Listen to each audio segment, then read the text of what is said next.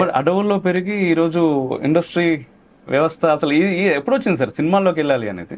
చిన్నప్పటి నుంచి సినిమాలు అంటే చాలా ఇష్టం. ఆహా. చిన్నప్పటి నుంచి, చాలా చిన్నప్పటి నుంచి. Okay okay. Yeah. అంటే ఫస్ట్ ఒకటి ఉంటుంది కదా సార్, ఏదైనా అంటే ఇష్టం ఉండడం వేరు, రావాలి అనుకోవడం వేరు, రావటం అనేది సాహసం. అంటే ముఖ్యంగా ఇండస్ట్రీకి అండ్ ఇప్పటితో పోలిస్తే మీరు వచ్చినప్పుడు ఇంకా పెద్ద సాహసమే. ఎందుకంటే ఈ రోజుల్లో ఏది లేకుండా మొబైల్లో షూట్ చేసి అట్లీస్ట్ యూట్యూబ్ ఇంత అనుకూలంగా ఉంది అండ్ సోషల్ మీడియా ప్లాట్ఫామ్స్ ఉన్నాయి కాబట్టి ప్రతి ఒక్కరు ఇన్ఫ్లుయెన్సర్స్ ఈరోజు, ఏది కాకుండా ఇన్ఫ్లుయెన్సర్ అయిపోతారు. అవును అవును. కానీ ఆ రోజుల్లో సినిమా అంటే సినిమా మాత్రమే, తెర మీద కనిపించడం చాలా పెద్దది అది. అండ్ చాలా పెద్ద సాహసం కావాలి, ఇంట్లో కావచ్చు మీకు కావచ్చు. అంత రావాలి అని ఎందుకు అనిపించింది అసలు? అంటే చిన్నప్పటి నుంచి నాకు ఈ శంకరాభరణం సినిమా రిలీజ్ అయినప్పుడు ఆ పాటలన్నీ స్టేజ్ ఎక్కి పాడేవాడిని. మా ఊర్లో జైపూర్లోని శంకర శాస్త్రి అని పిలిచేవాళ్ళు నన్ను. వారేవా, ఇది బాగుంది. అప్పటి నుంచి ఇంట్రెస్ట్ బాగా, చిన్నప్పటి నుంచి బాలు గారి పాటలు వినడం, ఇళయరాజా గారి పాటలు వినడం, ఆర్డి బర్మన్, కిషోర్ కుమార్ పాటలు వినడం, ఇంకా అది ఒక లైఫ్లో అదొక పార్ట్.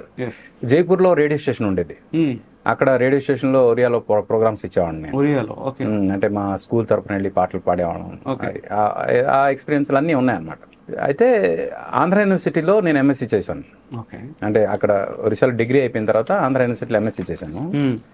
ఎంఎస్సీ చేస్తున్నప్పుడు మాకు క్లాస్మేట్స్ హాస్టల్లో ఉండేవాళ్ళం కదా. హాస్టల్లో ఇంకా టైంపాస్, నేను పాడడం ఇవన్నీ టైంపాస్ అనమాట. ఆ ప్రాసెస్లో నందన్ అని నా ఫ్రెండ్, క్లాస్మేట్, తను పాటలు రాసేవాడు. ఓకే. తను రాసేవాడిని నేను కంపోజ్ చేసేవాడిని.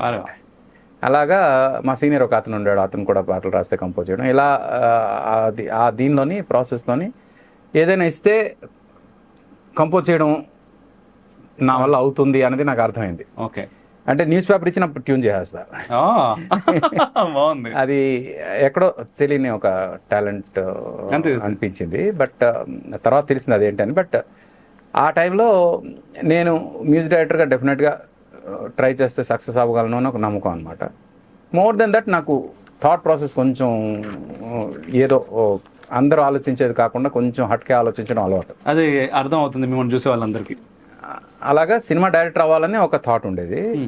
అయితే ముందు మ్యూజిక్ డైరెక్టర్గా ఒక స్కిల్ ఉంది కాబట్టి దీన్ని ఫస్ట్ ట్రై చేసి పోతే మ్యూజిక్ డైరెక్టర్ అవ్వాలంటే ఆ టైంలో కనీసం 12 years ఒక music director, senior music director దగ్గర అసిస్టెంట్గా చేయాలి. లేదా మంచి ఇన్స్ట్రుమెంటల్ ప్లేయర్ అయి ఉండాలి, లేదా ఎవరికైనా వారసుడు అయి ఉండాలి. ఏవి లేవు. నేను ఎవరి దగ్గర అసిస్టెంట్గా చేయలే, నాకు ఇన్స్ట్రుమెంట్ ప్లేయింగ్ రాదు, కనీసం సంగీతం కూడా రాదు. నేర్చుకోలేదా సార్ మీరు? అంటే 2 సార్లు వర్ణాల వరకు నేర్చుకున్నా. అంటే 2 సార్లు ఎల్కేజీ చదివాను. ఎల్కేజీ చదివినోడు నేను లెక్చరర్ అవుతానంటే ఎలా?